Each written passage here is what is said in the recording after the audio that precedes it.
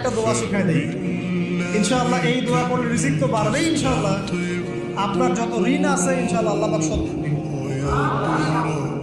আলী রাদিয়াল্লাহু আনহু বলেছেন, কোনো ব্যক্তির যদি পাহাড়ের সমানও ঋণ থাকে, এই দোয়া যদি আমল করে আল্লাহ পাক ওই ঋণও শোধ করে দিবেন। ঋণ কেমন জানেন? ওই যে এখন মানুষ ঋণ নিচ্ছে 1 কোটি টাকা ব্যাংক থেকে, 2 কোটি টাকা ব্যাংক থেকে, হ্যাঁ, কত বছর, 10 বছরের জন্য, 20 বছরের জন্য বাড়ি করছে, তাই না? তার ধারণা এমন যে সে মারা গেলে তার ঋণটা কেউ না কেউ শোধ করে দিবেই দিবে, তাই তো? আর আল্লাহ রসুল কি বলছেন দেখেন, একজন মারা গেছেন, নবী সাল্লাল্লাহু আলাইহি ওয়াসাল্লামের সময়ে একজন মারা গেছেন। তো নবী করিম সাল্লাল্লাহু আলাইহি ওয়াসাল্লাম বলছেন, এই ব্যক্তির কি কোনো ঋণ আছে? একজন সাহাবী বলেন, হ্যাঁ ইয়া রাসূলুল্লাহ, ঋণ আছে। নবীজি বললেন, তোমরা ওর জানাজা পড়ো, আমাকে ডেকে নাও। তোমরা ওর জানাজা পড়ে নাও, আমি জানাজা পড়তে চাচ্ছি না। আমি এখন কেমন করে আপনাকে বুঝাবো ঋণ কত ভয়ঙ্কর। আপনি যে ব্যাংক থেকে 3-4 কোটি টাকার লোন নিয়ে রাখছেন, লাখ লাখ টাকা লোন নিয়ে বসে আছেন, দিব্যি সুখে বসে আছেন, এমন চিন্তা যে আপনার মৌত হবে না। আর নবী সাল্লাল্লাহু আলাইহি ওয়াসাল্লামের সময়ে একজন মারা যাচ্ছেন, তিনি বলছেন তোমরা জানাজা পড়ে নাও, আমি জানাজা পড়তে চাচ্ছি না। মানে ঋণগ্রস্ত ব্যক্তির জানাজাও তিনি পড়তেন না। তারপরে একজন এসে বললেন, ইয়া রাসূলুল্লাহ, আমি তার ঋণ শোধ করে দিব, তার যা ঋণ আছে আমি শোধ করে দিব।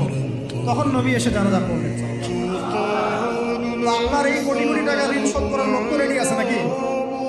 আছে না?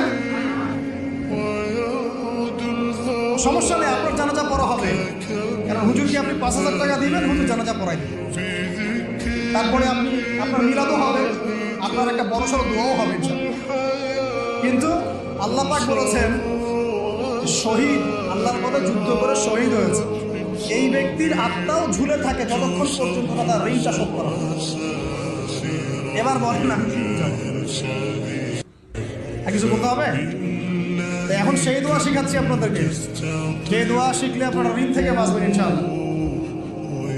কত দিবেন বলেন? আচ্ছা, হ্যাঁ, এই তো শুকরিয়া। দোয়া করবেন যেন আল্লাহ পাকের দ্বীনটাকে আল্লাহর জমিনে প্রতিষ্ঠা করতে পারে।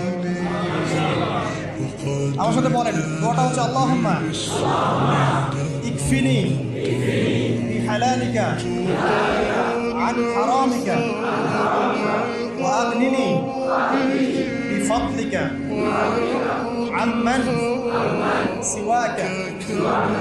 এই দোয়াটা ছোট না, এটা মুখস্থ করবেন, সেজদায় পড়বেন, নামাজে সেজদায় পড়বেন, আত্তাহিয়াতু দরুদ শেষ তারপরে পড়বেন, নামাজ শেষে হাত তুলে করবেন, যখন তখন শেষ রাতটা করবেন, ইনশাআল্লাহ দেখবেন আপনার ঋণ বলতে কিছু থাকবে।